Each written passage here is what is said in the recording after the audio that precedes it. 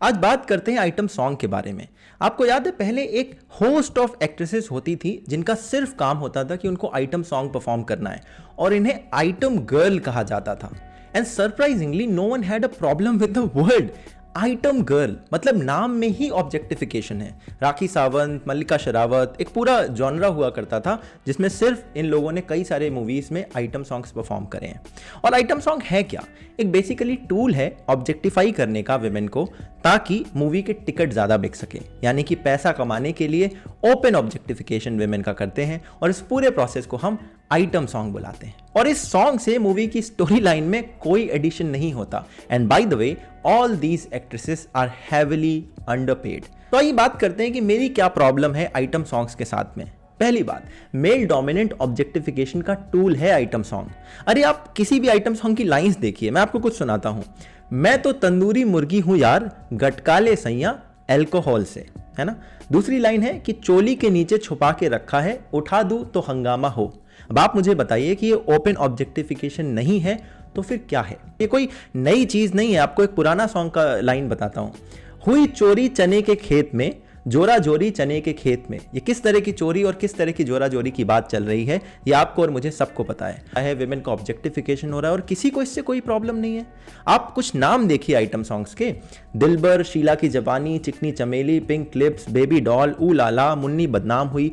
किसी भी item song की कोई भी लाइन उठाकर देख लीजिए, आपको इस तरह की चीजें खुल्लम खुल्ला वहां पर मिलेंगी। और उसको लिखने वाले कौन है? तमाम सारे मेल लिरिसिस्ट। तो हम सरप्राइज कि किसी ने अभी तक इस बात पर ऑब्जेक्शन नहीं उठाया कि कैसे बॉलीवुड ओपनली एक मेल डोमिनेंट ऑब्जेक्टिफिकेशन का टूल इतने सालों से चलाए जा रहा है। दूसरी बात, it's women versus women as well. देखो भाई, आइटम सॉन्ग्स में डांस करने वाली एक्ट्रेसेस तो विमेन ही हैं और उस सॉन्ग को गाने वाली जो सिंगर्स हैं वो भी विमेन हैं।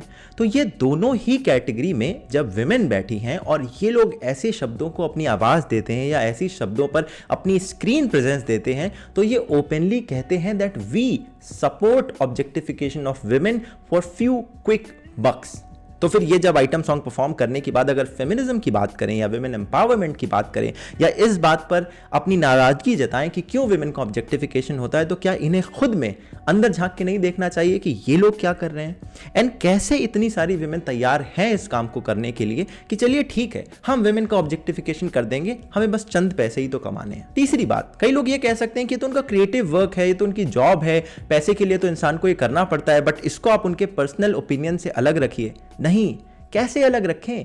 आप जिस चीज को प्रमोट कर रहे हैं, आप जिस चीज का पोस्टर अपनी मूवी पर लगा रहे हैं, आप जिस चीज को लोगों में मैसेज की तरह फैला रहे हैं, वो तो ओपन ऑब्जेक्टिफिकेशन ऑफ विमेन है ना। तो आपके क्रिएटिव वर्क के जरिए अगर ऐसा मैसेज मासेस में जा रहा है और आपको पता है कि लोग आपको फॉलो करते हैं, आपको इन्फ्लुएंसर बोलते हैं, आप समाज के पैटर्न को चेंज करते हैं, तो फिर आपके काम को और आपके ओपिनियन से जोड़कर हम कैसे ना देखें। और हाँ, एक हद तक मैं मान सकता हूं कि आपकी क्रिएटिव लिबर्टी है, मान लिया मैंने।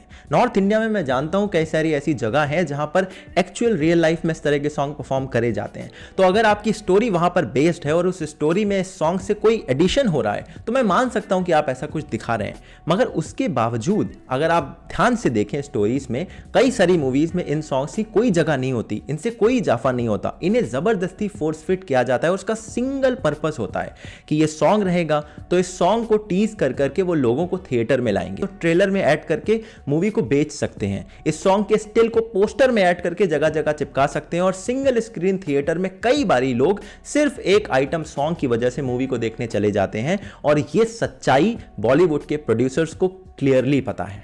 और चौथा और आखिरी पॉइंट है एक बिटर ट्रुथ जो हमें और आपको शायद एक्सेप्ट भी करना पड़ेगा। आप इन आइटम सॉन्ग्स को एक बार YouTube पर सर्च करके देखिए, आपको पता चलेगा कि इनके व्यूइंग का जो नंबर है वो कितना हाई है। आप एक्चुअल ग्राउंड रियलिटी जाकर चेक करेंगे तो आपको पता चलेगा कि दीज थिंग्स एक्चुअली सेल।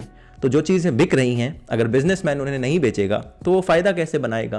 तो जब तक ये चीज़ें बिकती रहेंगी तब तक वो लोग इसे बेचते रहेंगे। आप इसे खरीदना बंद कर दीजिए, आप इसके खिलाफ आवाज़ उठाना शुरू कर दीजिए। और जब जब ये लोग ऐसी बातें करें कि विमेन एम्पावरमेंट की हम बात करते हैं, तब आप इन्हें दिखाइए कि देखिए आपकी इंडस्ट्री कैसे विमेन ऑब्जेक्टिफिकेशन प्रमोट करती है। शायद इसी वजह से यहाँ पर जो कास्टिंग काउच के कितने सारे इंसिडेंट हम सुनते हैं, उस पर कोई इंडस्ट्री के अंदर आवाज़ उठाने को तैयार नहीं होता, क्योंकि वो सारे के सारे लोग ओपनली खुद इस चीज को अपने गानों में प्रमोट कर चुके हैं।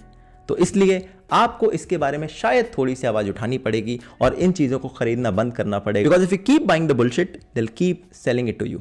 Thanks a lot for watching this video. अगले वीडियो में मिलूंगा अगले शुक्रवार सुबह 9:30 बजे। तब तक के लिए अपना ध्यान रखिएगा। जय हिंद, वंदे मातरम।